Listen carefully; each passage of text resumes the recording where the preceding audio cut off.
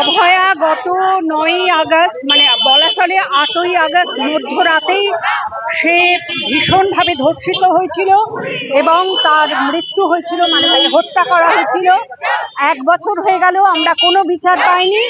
সেই কারণে আমরা আজ থেকে আমরা তার প্রতিবাদে পথে নেমেছি। আজ আমাদের মশাল মিছিল চলবে পথে, বহরমপুরের পথে।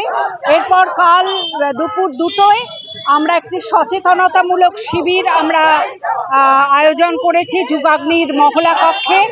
সেখানে স্কুল কলেজের ছেলেমেয়েরা বলবে বর্তমানে মেয়েদের অবস্থানটা কোথায়, কি করণীয়। বিকেলে আমরা কালো রাখি পরাবো, আবার প্রতিবাদ হবে। আর 14 তারিখ রাত 10টা থেকে আমরা আবার রাত দখল করব। আমরা সমস্ত মানুষের কাছে আবেদন জানাচ্ছি, আসুন, আর চুপচাপ থাকবেন না। নীরব থাকাও কিন্তু একটা বড় অপরাধ। We want justice.